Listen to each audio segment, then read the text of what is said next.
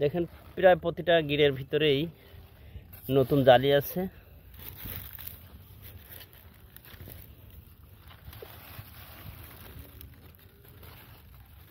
ফুলও আছে আলহামদুলিল্লাহ অনেক ভালো।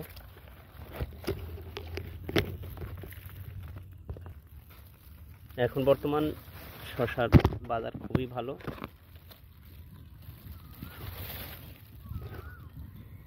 কেবলমাত্র ফুল এবং জালি দেখা দিচ্ছে গাছে।